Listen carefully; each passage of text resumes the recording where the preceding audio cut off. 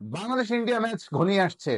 বাংলাদেশ আগামীকাল চলে যাবে ইন্ডিয়াতে, শিলংয়ে 25শে মার্চ বাংলাদেশ এবং ইন্ডিয়ার এএফসি বাছাই চ্যাম্পিয়নশিপের সেই ম্যাচটা ঘিরে দিয়ে একটা আগ্রহ উন্মোদনা এখন বাংলাদেশের দর্শকদের মধ্যে। বেশি দিন আর বাকি নেই, কিন্তু তার আগে বাংলাদেশ কি বার্তা পেল? আজ ছিল ইন্ডিয়া মালদ্বীপের একটি প্রস্তুতি ম্যাচ। সেই ম্যাচে 3-0 গোলে ব্যবধানে মালদ্বীপকে উড়িয়ে দিয়েছে ইন্ডিয়া।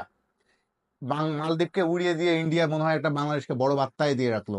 বার্তাটা হচ্ছে, এসো, খেলা হবে, চ্যালেঞ্জ হবে। অবশ্যই চ্যালেঞ্জ হবে, অবশ্যই ভালো খেলা হবে। এই দর্শকরা তো এটাই চাই, রোমাঞ্চকর এক্সাইটিং ম্যাচ হোক, ইন্ডিয়ার চোখে চোখ রেখে বাংলাদেশ কথা বলুক।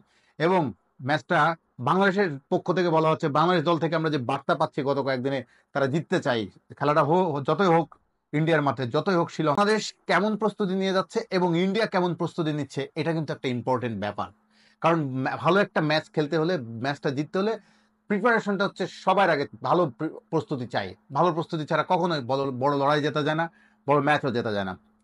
তো সেই প্রস্তুতিতে ইন্ডিয়াকে কিন্তু আমরা বেশ ভালো একটা প্রস্তুতি দেখলাম। ইন্ডিয়া তাদের প্রিপারেশনাল একটা ম্যাচ খেলেছে মালদ্বীপের সঙ্গে, 3-0 গোল, 3-0 ব্যবধান। মালদ্বীপ আপনারা জানেন, বাংলাদেশ আর মালদ্বীপ সমশক্তির দল। মালদ্বীপকে 3-0 ব্যবধানে উড়িয়ে দেওয়া মানে বাংলাদেশের জন্য একটা বড় মেসেজ ফ্রম ইন্ডিয়া। তো এই ম্যাচটা আমরা খেয়াল করলাম, ইন্ডিয়াতে 3টি গোল দিয়েছে, 3টি হেডার, মানে 3টি হেডে গোল দিয়েছে তারা। এটাও কিন্তু একটা মেসেজ। কি মেসেজ? গোল হয় বেশিরভাগ শূন্যে ভেসে ওঠা বল, তাই তো? সেই শূন্যের ওঠা বল মানে তারা হয় শূন্যে ভাসিয়ে দেওয়া বলে গোল দিয়েছে বেশিরভাগ, হয় ক্রসে। তো আমি সরাসরি খেলাটা দেখিনি। তো 3টি হেডে গোল দেওয়া মানে কিন্তু তাদের ইয়ারের বলে তারা খুব ভালো খেলেছে। এটা বাংলাদেশের জন্য অবশ্যই একটা বার্তা। নিশ্চয়ই বাংলাদেশের কোচ বা টিম ম্যানেজমেন্ট তারা নিশ্চয়ই ইন্ডিয়ার এই প্রস্তুতিটা খুব সূক্ষ্মভাবে খেয়াল রাখছেন। ইন্ডিয়াকে জবাব দিতে হলে বাংলাদেশে কিন্তু বসে নেই, প্রিপারেশন নিচ্ছে খুব ভালো মতোই। তারা 10-12 দিন সৌদি আরবে। আজকের প্রেস কনফারেন্সে সবচেয়ে মূল আকর্ষণ ছিল হামজা চৌধুরী, যিনি সম্প্রতি বাংলাদেশ দলে ইনক্লুড হয়েছেন। হামজা চৌধুরী আজ বাংলাদেশ দলের প্রথমবারের মতো প্র্যাকটিস করেছেন, তিনি প্রথমবারের মতো বাংলাদেশ জাতীয় দলে অনুশীলন করেছেন। সেই প্রসঙ্গ আমরা আসছি। তার আগে বলে নিই প্রেস কনফারেন্সে কি হয়েছে। প্রেস কনফারেন্সে এই কথাটা এসেছিল আপনারা বাংলাদেশ দলের প্রস্তুতিটা নিয়ে। সৌদি আরবে বাংলাদেশ যে প্রস্তুতি নিল, সেই প্রস্তুতিটা কেমন ছিল? তাইফের কন্ডিশন আর শিলংয়ের কন্ডিশনের মধ্যে তো কিছু নিশ্চয় পার্থক্য থাকবে। উপমহাদেশের কন্ডিশন আর মরুদ্দেশের কন্ডিশন তো এক হওয়ার কথা না, ওয়েদার কন্ডিশন। কিন্তু আমাদের যেটা বলা হলো, বা টিম ম্যানেজমেন্ট বা জামাল যেটা আমাদের জানালো আজকে, বাংলাদেশ অধিনায়ক, তিনি জানালেন তাইফেতে বেশ ঠান্ডা ছিল, শিলংকেও কিছুটা ঠান্ডা ঠান্ডা ওয়েদার থাকবে। তবে শিলংয়ে কিন্তু একটা উচ্চতারও একটা ব্যাপার আছে।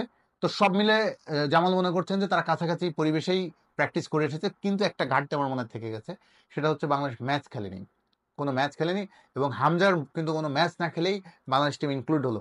তো এটাও তারা মনে করছে কোনো বড় চ্যালেঞ্জ নয়। হামজার মতো একটা quality player, high professional player, যিনি ইংলিশ প্রিমিয়ার লিগের মতো টপ টপ লেভেলের হাইলি কম্পিটিটিভ লিগে খেলে এসেছেন, তার জন্য যে কোনো দলে খুব দ্রুত মানিয়ে নেওয়া পসিবল।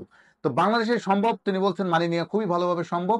কিন্তু বাংলাদেশে তিনি এটা মানে প্রত্যাশার চাপ, মানুষের উন্মাদনা, প্রস্তুতির ঘাটতি বা এইসব নিয়ে হামজারা একদমই ভাবছে না। তারা এই যে দলে যোগ দিল, এখন থেকে তাদের এটা খুব দ্রুত কোপ আপ করতে হবে। সেক্ষেত্রে হামজা খুবই আত্মবিশ্বাসী বলে মনে হয়েছে। একটাই ধ্যান জ্ঞান, মাঠে ভালো খেলতে হবে, বাংলাদেশ টিমের সঙ্গে দ্রুত অ্যাডজাস্ট করতে হবে এবং ভালো একটা রেজাল্ট উপহার দিতে হবে।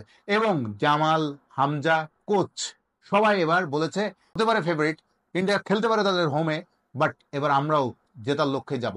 এটা কিন্তু কনফিডেন্স তার বাড়িয়ে দিয়েছে হামজার মতো একটা প্লেয়ার দলে ইনক্লুশন, তার অন্তর্ভুক্তির কারণে। তো এখন তাদের কম্বিনেশন, জেলিং, প্ল্যান, স্ট্র্যাটেজি সবকিছুর উপর ডিপেন্ড করবে ওই দিন ম্যাচের রেজাল্ট। তো তার আগে ইন্ডিয়া খুবই ভালো প্রিপারেশন নিয়ে রেখেছে, বাংলাদেশের জন্য অপেক্ষা করছে তারা। তাদের সুনীল ছেত্রী যে অবসর ভেঙে নেমেছে, অবসর ভেঙে তিনি খেলেছেন। এই মালদ্বীপের ম্যাচটাও কিন্তু অবসর ভেঙে ফেরার পর খেলেছেন 9 মাস পরে। 9 মাসের বিরতিতে সুনীল ছেত্রী মাঠে নেমেছেন। কিন্তু দেখুন 40 বছর বয়সী এই ফরওয়ার্ড, তিনি গোল পেয়েছেন, তিনি হেডে গোল দিয়েছেন মালদ্বীপের বিপক্ষে। তার মানে সুনীল ছেত্রী কিন্তু এখনো কিন্তু তার বুড়ো হাড়ের ভেলকি বাকি রয়েছে, অনেক কিছু দেওয়ার জন্য তার বাকি রয়েছে এই বয়সেও। সো সুনীল ছেত্রীকে কিন্তু কোনোভাবেই মানে খুবই একটা মাথা ব্যথার কারণ থাকবে বাংলাদেশে। তবে আজকে একটা ইন্টারেস্টিং কোশ্চেন হয়েছিল প্রেস কনফারেন্সে, জামাল ভাইয়ের কাছে জিজ্ঞাসা করা হয়েছিল কে এগিয়ে থাকবে, সুনীল ছেত্রী নাকি হামজা চৌধুরী? জামাল ভাই বলছে হ্যাঁ, সুনীল ছেত্রী খুবই ভালো প্লেয়ার, সে খুবই ভালো প্লেয়ার, এটা মানতেই হবে, অনেক গোল করেছে। বাট হামজা চৌধুরী কিন্তু ইংলিশ প্রিমিয়ার লিগে খেলে এসেছে। প্রিমিয়ার লিগে খেলে আসা বাংলাদেশ টিমে একজন খেলোয়াড় আছে, অবশ্যই প্রিমিয়ার লিগের মান সবকিছু মিলিয়ে তিনি হামজা চৌধুরীকে এগিয়ে রেখেছেন সুনীল ছেত্রীর চেয়েও। এখন কে এগিয়ে থাকবে, কারা মাঠে এগিয়ে থাকবে, বাংলাদেশ নাকি ইন্ডিয়া, দেখা যাবে 25 মার্চ। ততক্ষণ আপনারা অপেক্ষায় থাকুন। 20 মার্চ, তার মানে আগামীকাল, বাংলাদেশ চলে যাচ্ছে কলকাতা হয়ে শিলংয়ে। বাংলাদেশ দল এবার কেমন এক্সাইটিং ম্যাচ উপহার দেয় সেটাই দেখার অপেক্ষা।